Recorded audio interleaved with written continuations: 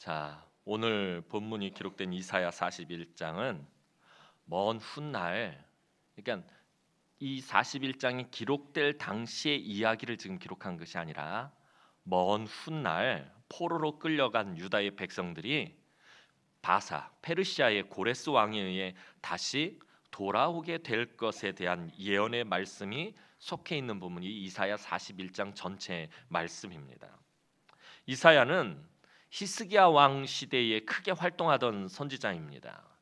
이사야와 히스기야는 당시 세계 최강의 이 아수르 제국의 침략을 받고 있었습니다. 아수르는 전쟁에 져본 적이 없는 나라입니다. 어느 나라든 그냥 다 뭉개버리고 박살을 내버리는 이 당시 거칠 것이 없는 세계 최강의 나라가 아수르였습니다. 근데 그 아수르가 남쪽 유다를 침입해 오고 있었습니다. 하지만 하나님의 은혜로 이 아수르의 침략을 이사야와 히스기야 왕이 막아내었습니다. 아수르에 의해 망하지 않은 나라가 없을 정도였는데 이 변방의 아주 작은 나라인 유다가 그 아수르를 막아내고, 그로 인해서 이 아수르가 주력 부대가 하나님의 사자가 쳐서 18만 5천 명이 하룻밤 사이에 다 죽는 바람에 아수르가 그만 힘을 잃게 됩니다. 그래서 본국으로 돌아갔던 이 아수르 왕이 그만 자기 아들에게 죽임을 당하면서 아수르가 스스로 망하고 말았습니다. 그런데 바벨론이라는 나라가 등장하고 이 바벨론이라는 나라에 의해서 유다가 망하게 됩니다. 사실 바벨론보다 더 강한 나라가 아수르였는데 바벨론보다 더 강한 나라 아수르에게도 망하지 않았던 이 유다가 바벨론의 느부갓네살 왕에 의해서 그만 망하고 말았습니다. 그리고 기적 같은 일이 이제 바벨론에게 망하고 포로로 끌려간 유다의 백성들에게 발생합니다. 그것은 바벨론을 제압하고 왕이 된 바사의 고레스에 의해서 70년 만에 이제 고향으로 이 포로로 끌려온 유다 백성들이 돌아가게 된 것입니다. 이 당시에 고대 사회에서 나라가 망해서 포로로 끌려가면 그것으로 끝입니다. 자기 고향, 자기 집, 자기가 살던 곳으로 돌아간다는 건 꿈도 꿀 수가 없는 일이었습니다. 그러니까 유다 백성들이 다시 예루살렘으로 돌아온 것은 이 당시로 치자면 정말 기적 중에 기적이라고밖에 말할 수 없는 일입니다. 우리는 그냥 성경을 읽으면서 포로로 끌려갔던 유다 백성들이 돌아왔구나라고 그냥 쉽게 읽을지 모르지만 고대 사회에서 나라가 망하고 그 나라에 망한 민족들이 포로로 끌려가면은 다시 돌아간다라는 건 이거는 불가능한 일입니다. 그런데 이 고레스 왕에 의해서 70년 만에 고향으로 돌아가게 된 것입니다. 고레스는 유다 민족과는 아무런 관계가 없는 사람입니다. 그럼에도 유다의 백성들을 예루살렘으로 칙령을 내려서 예루살렘으로 돌아가게 하고, 또 그곳에 돌아가서 그들이 섬기는 하나님을 위해서 성전도 재건하게 하고, 또 성전을 재건하는데 필요한 물자를 다 대주고, 느부갓네살이 예루살렘을 멸망시키고 성전을 파괴할 때 그때 성전 안에 있었던 그런 성전의 기물들을 다시 돌려주고, 그리고 가서 니들 마음껏 니들 공동체를 이루고 살아라 그러면서 이 고레스가 유대인들을 풀어줍니다.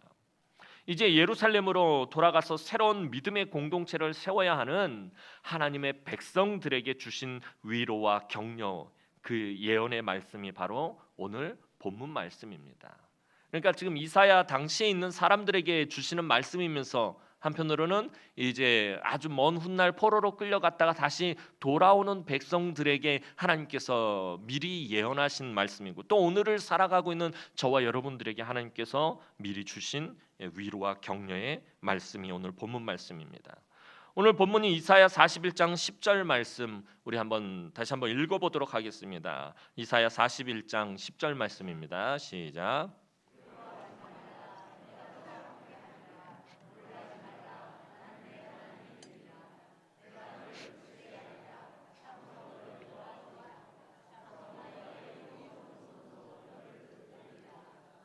아멘. 두려워하지 말라, 내가 너와 함께함이라. 놀라지 말라, 나는 내 하나님이 됨이라. 내가 너를 굳세게 하리라. 참으로 너를 도와주리라. 참으로 나의 의로운 오른손으로 너를 붙들리라. 아멘이십니까? 저는 이 말씀을 자주 사용합니다.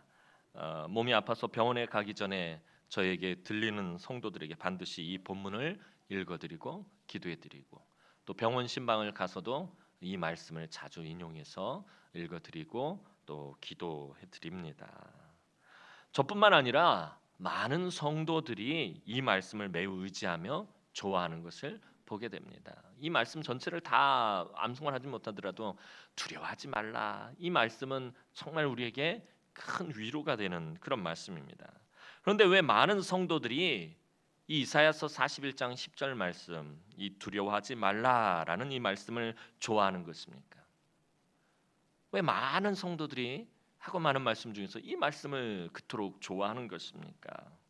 이 말씀을 좋아하는 것은 아이러니하게도 우리 마음속에 무엇이 있기 때문에? 두려움이 있기 때문에 그렇다라는 것입니다.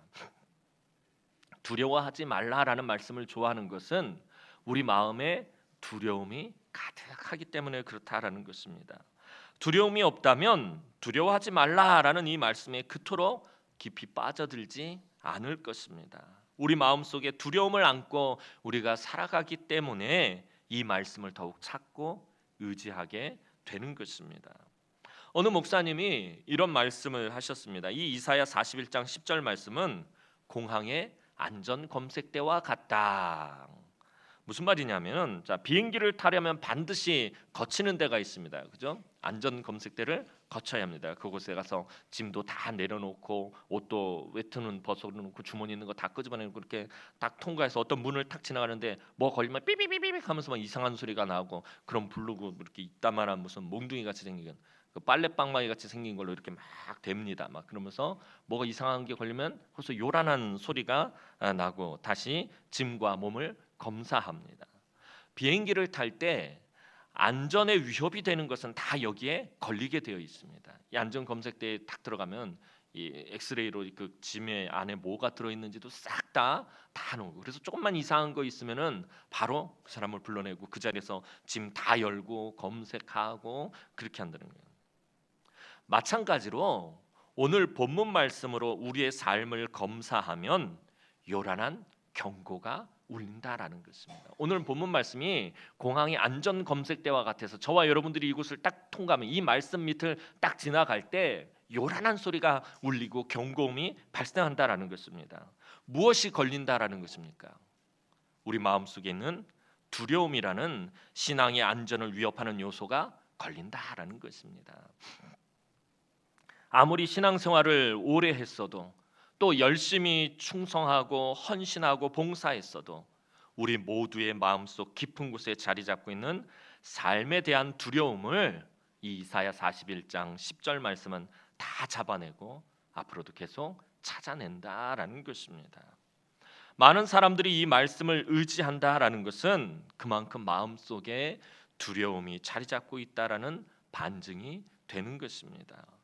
사실 두려움이라는 감정 자체가 악한 것은 아닙니다. 두려움은 인간이 느끼는 가장 기본적인 감정이기 때문입니다. 사람은 태어나면서부터 두려움 속에 크게 울며 태어납니다. 엄마의 뱃속에서 편안하게 있다가 세상으로 나오면서 아이가 느끼는 첫 번째 감정이 무엇입니까? 두려움입니다. 엄마의 자궁 안에서 얼마나 그 따뜻하고 편안하게 있다가 그곳에서 나온다는 것이 아이에게는 얼마나 두려운 일입니까? 엄마 뱃속을 나오는 것도 두려운데 자기 다리를 잡고 엉덩이를 찰싹찰싹 때려요. 아이가 첫 번째 느끼는 감정은 두려움이에요. 그래서 으아 하고 울게 만듭니다. 아이가 태어나면서부터, 사람이 태어나면서부터 첫 번째 느끼는 감정이 바로 두려움입니다.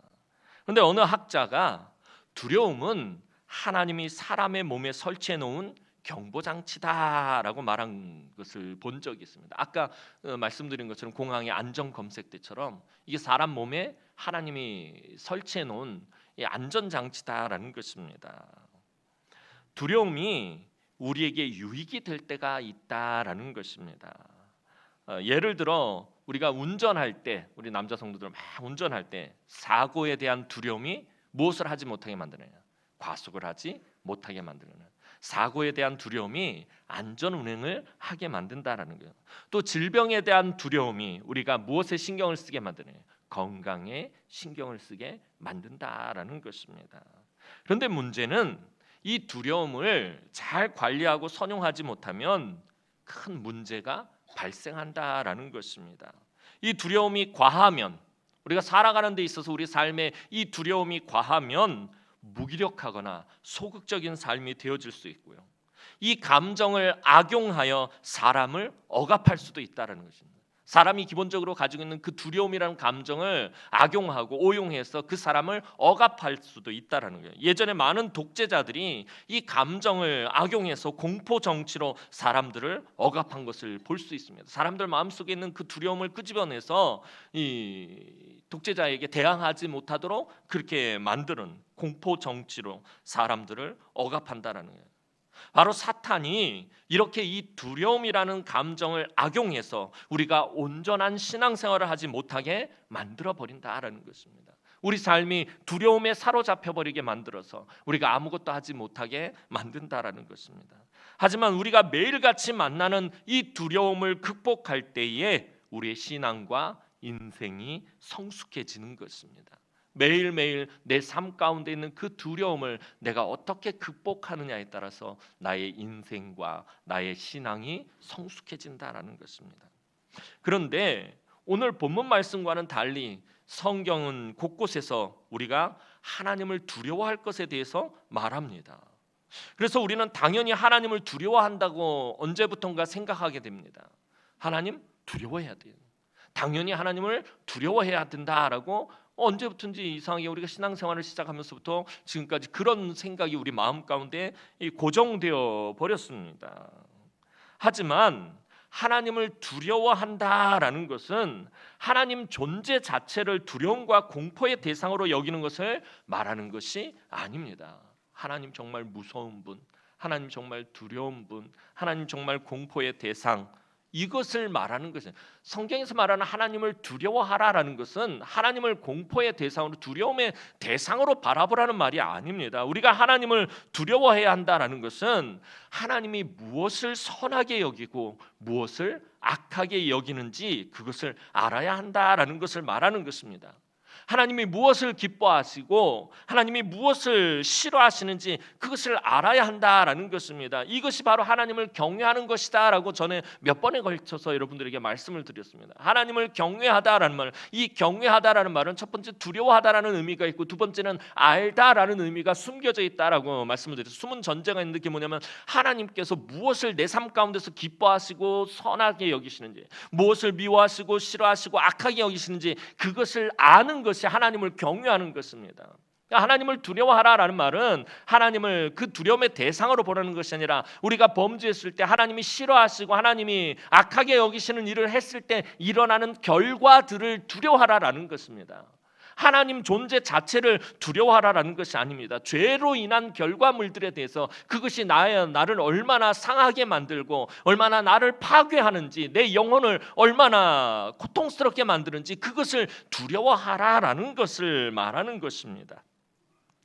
예레미야 선지자는 예레미야서 17장 17절에서 하나님에게 아주 간절히 호소하는 것을 보게 됩니다. 예레미야 17장 17절 말씀 한번 보도록 하겠습니다. 시작.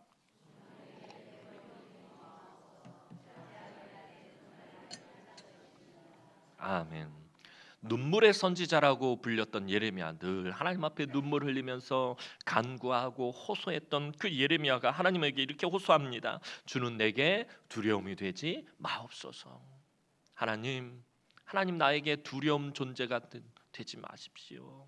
그렇게 지금 예레미야가 간절히 바라고 있는 것입니다. 무슨 말이냐 하면 하나님은 두려움의 존재도 공포의 대상도 아니라는 것입니다.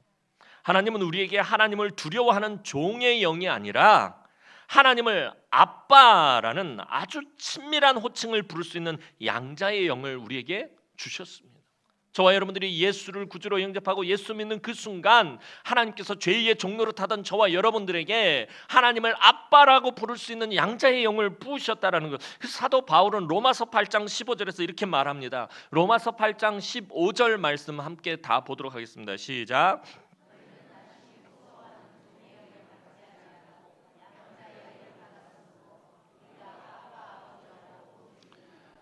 우리가 아빠 아버지라 부르짖느니라. 이 아빠라는 말 히브리어에서도 아빠예요. 아빠. 우리나라 말도 아빠를 할 때 아빠. 저는 말씀드렸지만 제가 우리 딸하고 사이가 참 좋은데 우리 딸하고 사이가 좀 결정적인 이유가 이놈이 말을 처음에 딱 하면서 엄마부터 했으면 나하고 그렇게 친해지는 거예요. 아들놈들은 엄마부터 했더만. 그러니까 지금까지도 내 눈 밖에 나가지고 사랑을 받지 못하겠는데 우리 딸내미는 태어나면서 나를 딱 보면서 아빵부터 시작을 해가지고서는 얼마나 지금도 이쁨을 받고 사랑을 받고 있는 거예요. 아들놈들은 항상 질투의 눈으로 쳐다보지만 그럼 태어나면서부터 아빠부터 먼저 했었어야지. 왜 엄마부터 해가지고서는 이쁨을 받지 못하느냐 말이에요. 성경에서 말하는 지금 사도 바울이 말하는 하나님을 아빠 아버지라 부르는 때 이 아빠라는 아주 친밀함이 담겨 있는 표현이에요. 너희는 하나님을 두려움의 대상이 아니라 하나님을 아주 친밀함의 대상으로 아빠라고 부를 수 있도록 하나님께서 허락하셨다라는 것입니다. 우리가 예수를 믿을 때 하나님이 그것을 허락하셨다라는 것입니다. 자, 종은 항상 누구의 눈치를 봐야 됩니까? 주인의 눈치를 봐야 돼요. 이 당시에 종은 주인이 밥을 먹으란 말을 안 하면 밥도 먹지 못했어요. 주인이 하라는 대로 해야 되고 항상 그래서 주인 옆에서 주인의 눈치만 보고 주인을 두려워하고 왜? 주인이 이 종의 생사여탈권을 쥐고 있어서 죽일 수도 있어도 누가 뭐라고 할 수가 없어요. 팔아버려도 그만이고 그러니까 항상 종은 주인의 눈치를 보아야 한다라는 것입니다. 하지만 주인의 아들은 종의 아들처럼 주인의 눈치를 보지 않습니다. 주인의 아들은 아빠를 친근하게 부르며 편안하게 다가갑니다. 아빠 하면서 달려가가지고 그 품에 안기고 아빠 나 뭐 해줘 그러면서 그 아빠랑 친밀함을 유지할 수 있는. 근데 종의 아들은 그렇게 할 수 없다라는 거예요. 종의 아들이 주인에게 달려가서 그렇게 하면 어떻게 돼요? 뒤지게 맞는 죄송합니다. 우리 집사람이 저보고 항상 언어 순화를 하라고 늘 요즘 강조하는 거예요. 죽도록 맞는 길밖에 없다라는 거예요. 종의 아들은 주인에게 함부로 할 수 없어요. 그러나 주인의 아들은 주인에게 친밀하다라는 것입니다. 자기 아빠니까 뭐든지 다 요구할 수 있고 그 아빠의 품으로 들어갈 수 있다라는 것입니다. 오늘 저와 여러분은 언제 어디서든지 하나님을 친근하게 부르며 애정을 표현할 수 있는 양자의 영을 받았다라는 것입니다. 주님도 우리 제자들에게 기도를 가르치면서 그러잖아요. 너희는 기도할 때 이렇게 기도하라. 하늘에 계신 우리 아버지여. 전에 주님 가르쳐 주신 기도 강의할 때 말씀드린 것처럼 우리말로 번역할 때 하늘에 계신 우리 아버지여라고 되게 이 성경이 이 구한말에 번역되다 보니까 좀 근엄하게 표현이 됐는데 원래 예수님께서 의도하신 말씀은 이게 아니에요. 똑같은 거예요. 하늘에 계신 우리 아빠 이렇게 기도하라라고 주님은 말씀하시는 거예요. 무슨 얘기를 하는 거예요? 하나님과 친밀함을 가지고 기도하라는 거예요. 아버지가 사랑하는 아들로서 하나님 앞에 나와 기도하라라는 것입니다. 왜 이 말씀을 드리냐 하면 요즘 계속해서 제가 중점적으로 말씀드렸던 것처럼 하나님과의 친밀함이 회복되어야 할 것을 말씀드리는 것입니다. 하나님과 친밀함이 회복되어야 되는. 요즘 새벽에 요한 1서를 강의하고 있는데 지난번에 살펴본 말씀이 사랑 안에는 두려움이 없고라고 말씀하셨어요. 사랑을 온전히 이루면 하나님의 심판 앞에서 담대함을 누린다라고 사도 요한이 말하고 있다는 거예요. 무슨 말이에요? 하나님과 친밀하면 우리가 말세 때 나중에 하나님 앞에 그 심판대 앞에 섰을 때 두려울 것이 없다라는 것입니다. 왜? 하나님이 나를 사랑하십니다. 하나님과 친하기 때문에.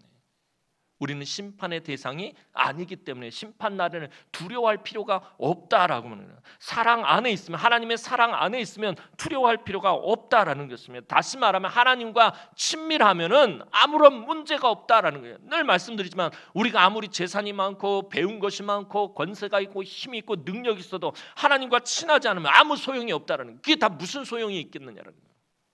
하나님과 친하지 않은데 나 너랑 안 친해. 결정적인 순간에 하나님 하시는 말씀, 나 너랑 안 친해. 왜 너 친한 척하니? 얼마나 이게 무서운 말씀이에요. 그러나 내가 가진 것이 없고 배운 것이 없고 능력이 없고 병들었다 할지라도 하나님과 친하기만 하다면 아무런 문제 될 것이 없다라는 거예요. 네가 이 세상에서 참 고생했구나. 가진 것이 없이 고생했고 병들어 고생했고 힘이 없어 고생했구나. 그러나 내가 너를 사랑하기 때문에 넌 내 나라에 들어올 것이다라고 하나님 말씀하실 것이기 때문에 그래서 심판을 두려워할 필요도 없다는 거예요. 사랑은 두려움이 없는 것입니다. 아담이 범죄한 이후에 하나님에 대한 두려움이 그 안에 가득하게 되었습니다. 아담이 선악을 알게 하는 나무의 열매를 먹고 나서 느낀 감정은 첫 번째 수치심이었고요. 그 다음에 두려움이었다라는 것입니다. 하나님이 동산을 거니시다가 오늘은 왜 아담이 없지? 그러면서 아담이 하나님과 누렸던 최고의 은혜와 행복은 그 동산을 늘 하나님과 함께 거닐었던 것입니다. 얼마나 이 놀라운 은혜입니까? 거룩하신 하나님과 함께 그 동산을 거닐었는데 그날은 하나님이 동산을 거니시는데 아담이 보이지 않는 것입니다. 하나님이 부르시면 반갑게 달려갔을 아담이 범죄한 후에 하나님에 대한 두려움으로 숨어버렸습니다. 아담아 네가 어디 있느냐? 내가 벗었는 거로 두려워서 숨었나이다. 범죄한 이후에 두려움이 아담을 휘감게 되어버렸습니다. 사탄이 두려움의 마음을 악용한 것입니다. 아담이 선악을 알게 하는 나무의 열매를 먹기 전에 이 일이 하나님이 금하신 얼마나 무서운 일인지 두려운 마음이 있었을 것입니다. 그런데 그 두려움은 버리고 범죄함으로 사탄이 주는 두려움에 사로잡히게 되었습니다. 그로 인해서 하나님과의 친밀함이 끊어지게 되고 말았습니다. 더 이상 하나님을 볼 수도 없고 더 이상 하나님과 함께 동산을 거닐 수도 없고 그 동산에서 쫓겨나게 돼서 하나님과의 관계가 깨지게 되었다라는 것입니다. 하나님은 우리에게 평안을 주시는 분이십니다. 이 평안은 세상이 알 수도 없고 세상이 줄 수도 없는 것입니다. 오직 하나님만이 당신의 사랑하는 자녀들에게 주시는 평안입니다. 사탄은 하나님이 우리에게 주시는 평안은 가로막고 두려움을 통해서 오히려 하나님과 친밀함을 누리지 못하게 하는 것입니다. 우리가 잘못한 것들을 우리에게 자꾸 이야기해서 우리가 죄책감에 사로잡히게 만들고 그래서 하나님 앞에 나아가지 못하게 만든다라는 것. 하나님을 두려움과 공포의 대상으로 만들어 버린다라는 거예요. 우리가 잘못했다 할지라도 하나님은 미쁘고 의로우사 우리가 가서 우리의 모든 것을 자백하면 하나님은 우리를 모든 불의에서 깨끗하게 하실 것이다라고 분명히 성경은 말하고 있는데 우리가 하나님 앞에 나아가지 못하도록 사탄은 우리 마음에 두려움을 풀어놓고 있다는 거예요. 또 한 가지 우리가 살펴볼 것은 우리는 내일에 대한 두려움에 사로잡힌다라는 것입니다. 미래에 어떤 불행한 사건이 일어날 것에 대한 두려움이 있습니다. 내 삶에 어려움이 생깁니다. 내가 병에 걸리면 어떡하냐? 또 내가 하는 일이 잘 안 되면 어떡하냐? 내 자녀들이 잘 안 되면 어떡하지? 하면서 내일에 대한 두려움에 사로잡히는 거예요. 미래에 어떤 불행한 사건이 일어날 것에 대한 두려움이 있고 또 삶의 그런 고난을 만나게 되면 아주 두려워하게 됩니다. 앞서 말씀드렸던 것처럼 오늘 본문은 앞으로 대략 한 170년 정도 이 말씀이 기록되던 시대부터 약 170년 정도 뒤에 일어날 사건을 예언하는 말씀입니다. 바벨론에서 고향으로 돌아온다라는 것 아주 기쁜 일입니다. 하나님께서는 이미 예레미야를 통해서 약속하셨어요. 너희가 바벨론으로 끌려가서 70년 만에 다시 돌아오게 될 것이다 라고 하나님 약속하셨어요. 그래서 그곳에 살던 유대인들이 다시 70년 만에 돌아오는 것, 하나님의 약속이 이루어지는 것 너무나도 기쁜 일이지만 한편으로는 지난 70년 동안 살아온 바벨론에서의 삶의 터전을 버린다라는 것이 쉬운 일은 아니었을 것이에요. 70년을 살았다 그러면 이미 그곳에 삶의 뿌리를 내리고 70년 정도면 한 2대 3대가 살았다라고 그러면 이미 그 나라 사람들과 거의 같을 것입니다. 아마 우리나라 사람이 미국에 가서 70년을 살았다 그러면 그 사람 미국 사람입니다. 혈통적으로는 우리나라 사람일지 몰라도 70년을 미국에서 살았으면 그 사람은 미국의 문화와 미국의 정서와 미국의 모든 것을 두루 갖춘 사람입니다. 바벨론에서 70년을 살고 이미 그곳의 삶의 터전을 다 만들어놨어요. 집도 있고 또 일터도 있고 자기 재산도 있고 모든 것이 다 거기 있어요. 그런데 그것을 버리고 무엇이 기다리고 있는지도 모르고 어떤 삶이 기다리고 있는지도 모르는 상태에서 예루살렘에서 새로운 삶을 시작해야 한다는 두려움은 사실 이 당시 유대인들에게는 매우 큰 일이었습니다. 그러한 하나님의 백성들에게 하나님은 아주 오래전에 오늘 본문 말씀을 이미 선포하고 계시는 것입니다. 하나님은 당신의 백성들의 정체성에 대해서 먼저 사실은 말씀하십니다. 이사야 41장 9절 말씀 보도록 하겠습니다. 이사야 41장 9절 말씀입니다. 시작.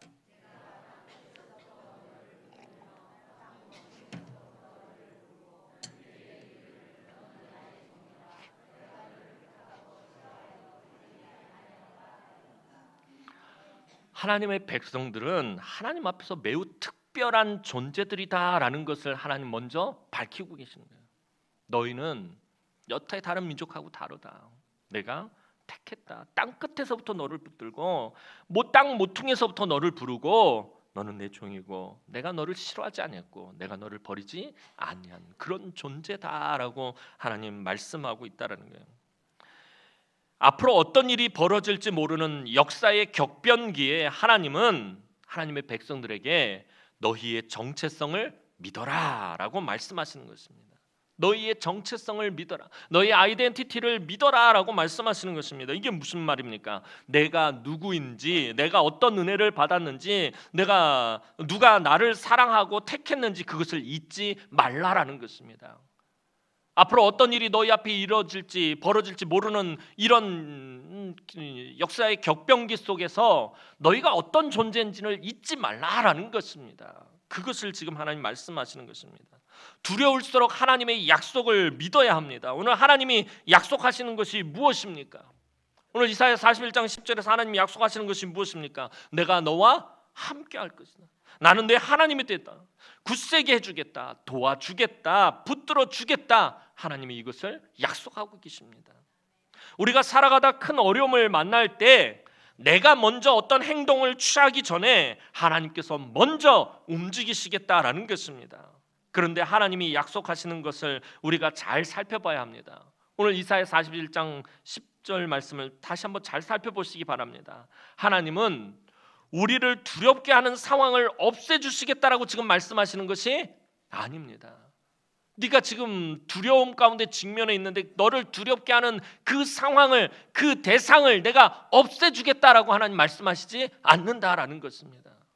네 삶의 문제를 내가 없애주겠다, 네 삶의 고난을 내가 없애주겠다라고 말씀하시는 것이 아니라 네가 삶의 두려운 일을 만나고 네가 삶의 근심과 걱정과 염려와 시험과 환난과 고난과 고통을 만날 때에 내가 함께하고 도와주겠다라고 하나님 말씀하고 있다라는 것입니다. 아무리 예수를 잘 믿는 사람이라도 인생의 풍파를 피해갈 수 없습니다. 아무리 신앙이 돈독하고 믿음이 뛰어난 사람이라 할지라도 인생의 풍파를 피해갈 수 없다라는 것입니다. 우리가 하나님 나라에 들어가기 전까지 우리는 이 험한 세상 속에서 살아야 합니다. 그래서 우리 삶에 항상 힘겨운 파도가 몰아치고 바람이 몰아치는 것입니다. 그런데 이런 삶의 환경 속에서 하나님은 분명히 함께 하시겠다, 도와주시겠다라고 약속하시며 오늘 말씀하신다라는 것입니다. 그러니 두려워하지 말라라는 것입니다. 사랑하는 성도 여러분, 우리가 살아가면 살아갈수록 인생이 참 녹록지 않고 쉽지 않다라는 것을 알게 됩니다. 우리가 때로는 성공하고 뭔가 일이 잘 되었어도 참 쉽지 않다라는 것을 알게 됩니다. 아무리 내가 사업에 성공해서 큰 돈을 벌었어도 그게 손쉽게 벌어진 것입니까? 참 고생하고 수고하면서 얻은 것입니다. 거저 얻은 것이 없다라는 것입니다. 쉬운 일이 하나도 없습니다. 어떤 때는 전혀 예상도 못한 어려움이 찾아오고요. 정말 생각지도 못한 고난을 만날 때도 있습니다. 우리를 낙심하게 하고 실망하게 하고 상처받게 하고 우리의 삶을 비틀거리게 만드는 일도 있습니다. 하지만 그 가운데서 하나님이 나에게 약속해 주시는 것은 함께 하시고 도와주시겠다라는 것입니다. 다른 누구도 아닌 바로 나의 하나님이 되어주시겠다라고 말씀하십니다. 그리고 하나님 위풍당당하게 말씀하십니다. 우리에게 선포하십니다. 두려워하지 말라. 선포와 명령에 대해서는 여러 차례 말씀을 드렸습니다. 자, 명령은 무엇을 하라, 무엇을 하지 말라라는 명제입니다. 자, 그런데 이 명령이 주어졌을 때 그 명령을 지키지 못하면 책임이 누구에게 있습니까? 명령을 받은 사람에게 있어요. 너희는 도둑질하지 말라라고 하나님 명령하셨는데 도둑질하지 말라라는 명령을 어기면은 그 책임이 누구에게 있어요? 명령을 어긴 사람에게 있어요. 그런데 선포는 다르다라는 것입니다. 선포는 그 말씀을 선포한 사람에게 책임이 있다는 거예요. 두려워하지 말라라고 하나님 선포하셨을 때는 하나님께서 우리로 하여금 두려워하지 않게 만들어 주시겠다라는 것입니다. 그 책임을 하나님이 지시겠다라는 것입니다. 그러니까 두려워하지 말라라고 하나님 말씀하시는 것입니다. 하나님이 그렇게 말씀하셨으면 그것으로 끝난 것입니다. 두려워하지 말라라고 말씀하셨으면 그것으로 끝난 것이다라는 거예요. 갈릴리 바다에서 폭풍우를 만나서 힘겨워하던 제자들을 찾아오셔서 주님이 하신 말씀이 무엇입니까? 나니 두려워하지 말라. 내가 여기 너와 함께 있다. 그러니 두려워하지 말라는 거예요. 내가 이미 말했으니까 이제 모든 것이 끝난 것이다라고 주님 말씀하신 것입니다. 하나님 그렇게 말씀하셨으면 그것으로 끝입니다. 그 하나님을 믿음으로 붙잡으시기 바랍니다. 오늘도 이 약속의 말씀을 여러분들 붙잡으시기 바랍니다. 삶에 끊임없이 고난과 걱정과 근심과 염려와 시험과 환난이 휘몰아친다 할지라도 이 말씀 붙잡고 여러분들 이겨내시기 바랍니다. 이 풍파많은 세상에서 우리와 함께 하시고 도와주시는 그 하나님과 함께 동행하며 날마다 승리하는 사랑하는 주의 귀한 우리 남흥의 성도들이 되기를 주님의 이름으로 축원합니다. 기도드리겠습니다. 사랑과 은혜가 많으신 아버지 하나님, 은혜와 사랑을 진심으로 감사를 드립니다. 오늘도 아버지 하나님, 사랑하는 주의 귀한 성도들 하나님 앞에 나왔습니다. 우리 친밀하신 아빠 되신 하나님, 오늘도 우리 성도들을 위로하시고 격려하시고 어루만져 주시옵소서. 이 땅 가운데서 살아갈 때 삶의 여러 가지 힘겨운 일들과 걱정과 근심과 염려와 시험과 환난이 그치지 않는 이 시대에 이 상황 속에서 하나님 사랑하는 주의 귀한 성도들을 붙들어 주시고 도와주시고 함께해 주시고 하나님 굳세게 하여 주셔서 날마다 우리 하나님과 함께 동행하며 승리하는 우리 남흥의 권속들이 되게 하여 주옵소서. 감사드렸고 예수님의 이름으로 기도하옵나이다. 아멘.